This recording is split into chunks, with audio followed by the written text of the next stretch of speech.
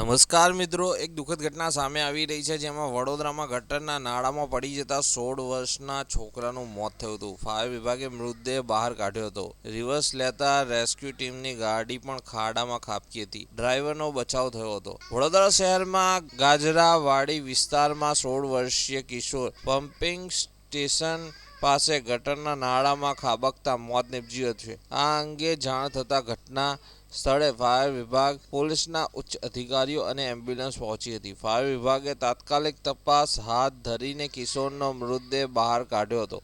આ દરમિયાન રેસ્ક્યુ ટીમની ગાડી પણ રિવર્સ લેતા બાજુમાં રહેલા ખાડામાં ખાબકી હતી. સદનસીબે ડ્રાઈવરનો બચાવ થયો હતો. કિશોર શૌચક્રિયા કરવા માટે ગયો હોવાનું અનુમાન લગાવવામાં આવી રહ્યું છે. મળતી માહિતી અનુસાર મૃતક દીપક, ઉંમર વર્ષ 16, જૂના કપડાં વેચવાનો વ્યવસાય કરીને ગુજરાન ચલાવતો હતો. કિશોર ઘરે આવ્યા બાદ જમવાનું જમતા જમતા શૌચક્રિયા કરવા ગયો હતો અને ગટરના નાળામાં ખાબક્યો હતો. જમવાની થાળી પણ અધૂરી રહી ગઈ હતી. આ અંગે મળતી માહિતી અનુસાર 16 થી 17 વર્ષના કિશોરનું મોત થયું હોવાનું જાણકારી મળતાની સાથે જ બચાવ ફાયર વિભાગની એક ગાડી આવી હતી અને રિવર્સ લેતી વખતે જમીન પહોંચી હોવાના કારણે અને એક સાઈડ થોડો ખાડો હોવાથી ગાડી પલટી મારી ગઈ હતી.